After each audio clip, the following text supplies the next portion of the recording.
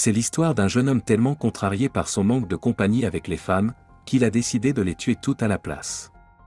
Bien que son jour de vengeance ne se soit pas tout à fait déroulé comme prévu, il a laissé derrière lui des familles en deuil et une longue piste numérique d'indices de sa destruction. Bienvenue dans Ombre des faits, là où derrière chaque crime, se cache une vérité non dite. Si tu es passionné de crimes et de faits étranges, je t'invite à t'abonner. Commençons.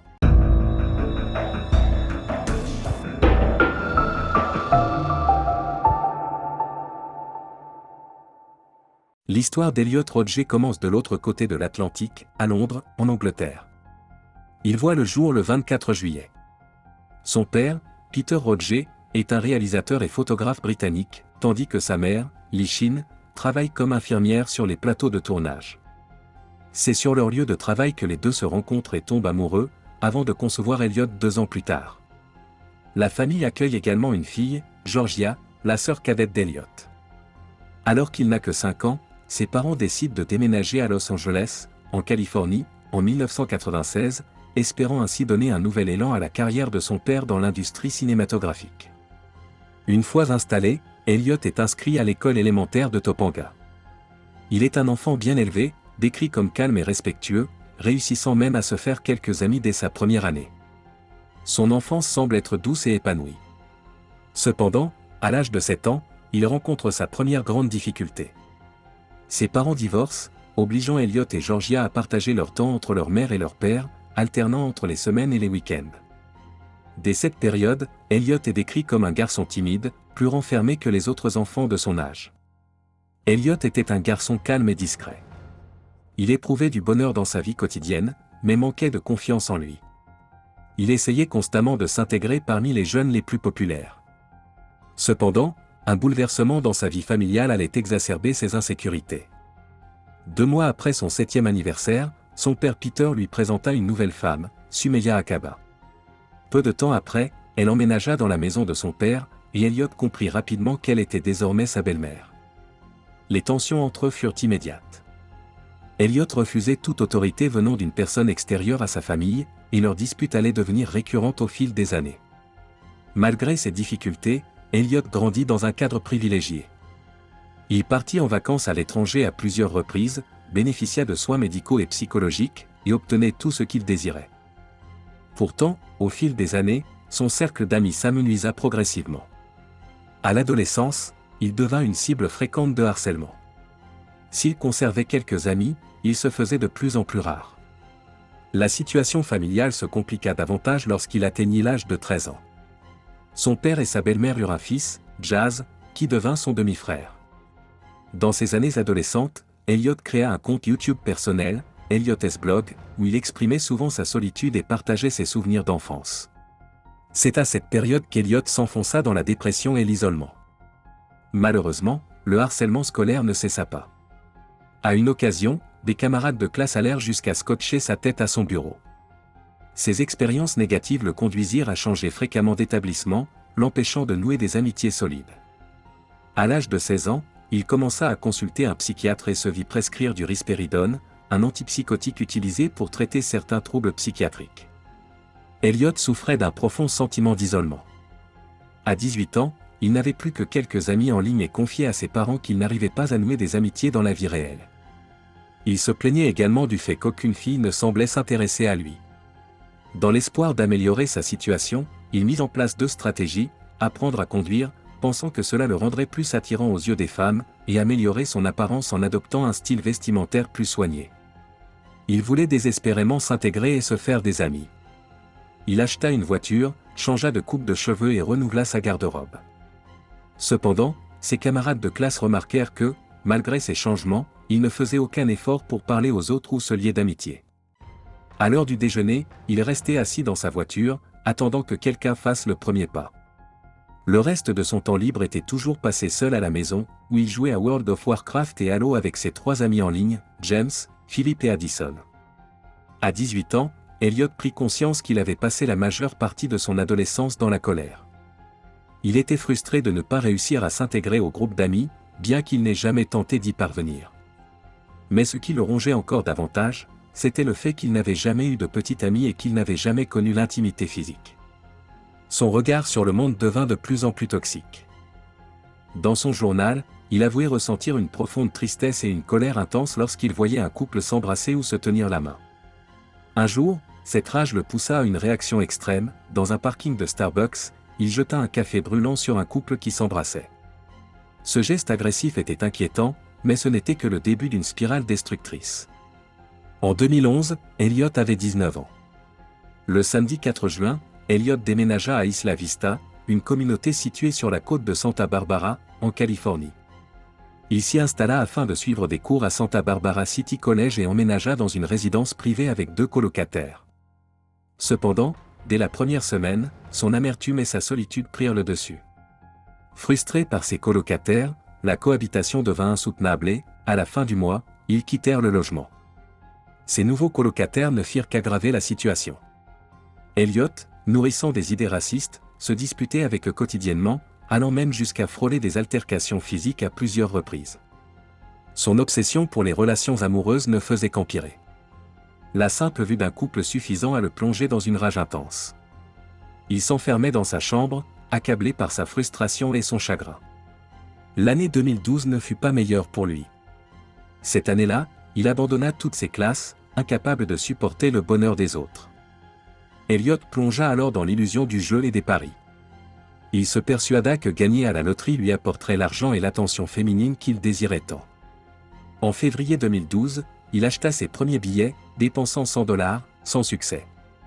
Une semaine plus tard, convaincu de sa chance, il tenta de nouveau, cette fois avec $500, un nouvel échec. La troisième semaine, il dépensa $700, mais, encore une fois, il ne gagna rien. Au total, il perdit $1 300 et, plutôt que d'admettre son échec, il ressentit une injustice profonde, persuadé qu'il méritait cet argent et qu'on lui avait volé sa victoire. Cette série de revers le plongea dans l'une des pires périodes de dépression de sa vie. Pendant les vacances de printemps à Isla Vista, il resta enfermé dans sa chambre, refusant de tenter la moindre interaction sociale. Accablé par la colère et la solitude, il évitait le monde extérieur.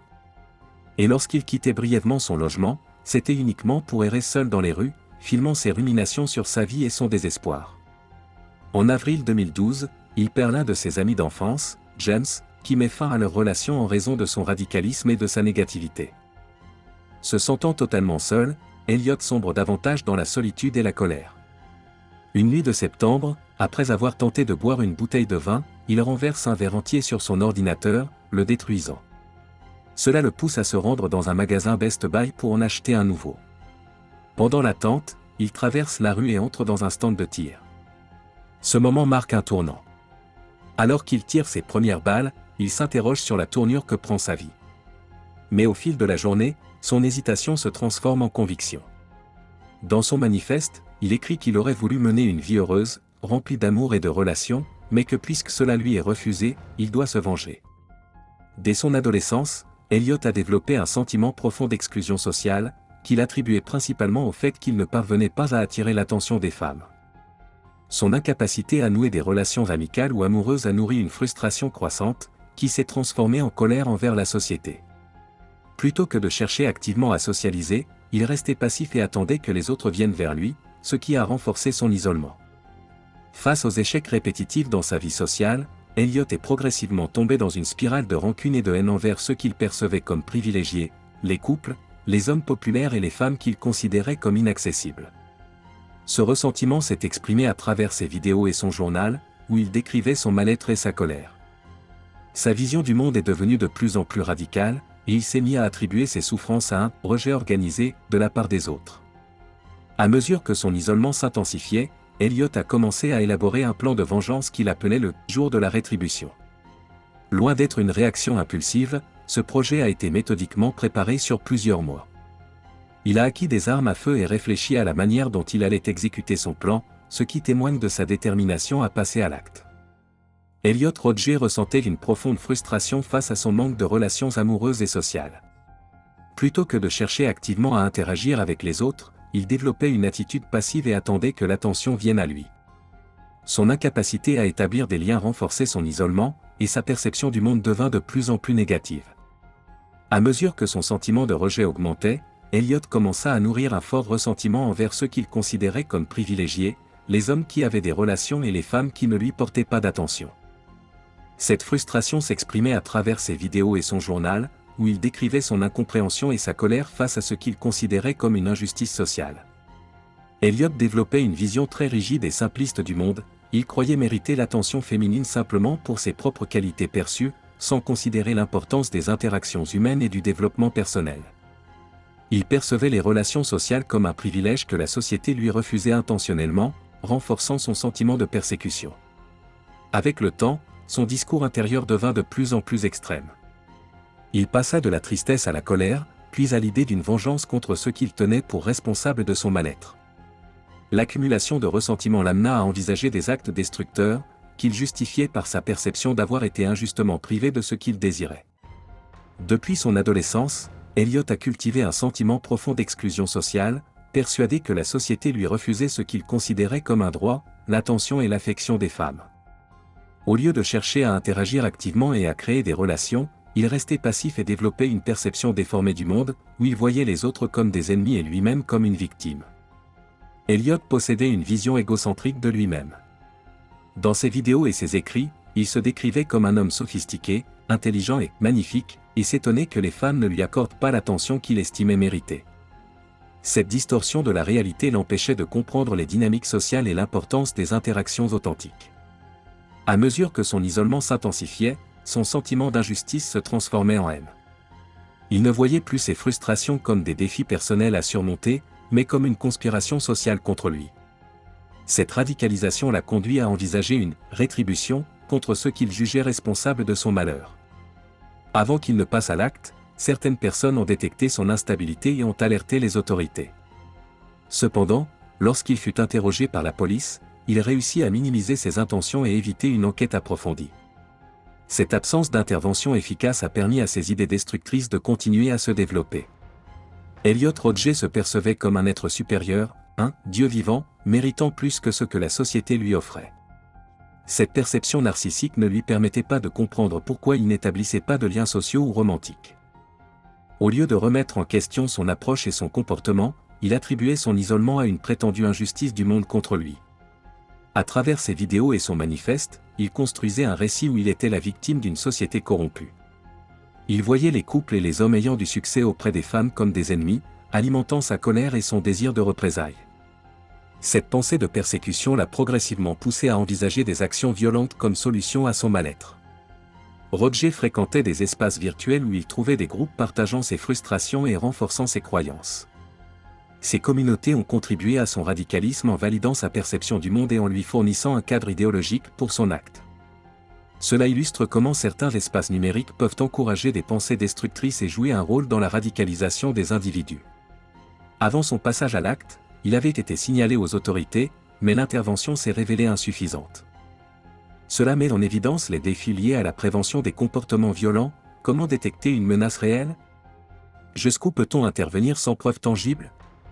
Ce cas souligne la nécessité de meilleures stratégies pour identifier les signaux d'alerte et réagir efficacement. Cette affaire soulève des questions profondes sur la solitude, la détresse psychologique et les conséquences de la radicalisation. Elliot Rodger a exprimé une vision du monde profondément déformée, où il considérait son isolement comme une injustice perpétrée par la société, en particulier les femmes. Son narcissisme et sa rancœur l'ont conduit à des idées extrêmes et à un passage à l'acte tragique.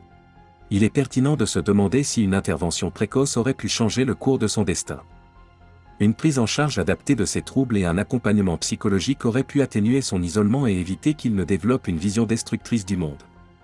Cependant, cela n'atténue en rien la gravité de ses actes. Et ben les amis, c'était tout pour cette vidéo.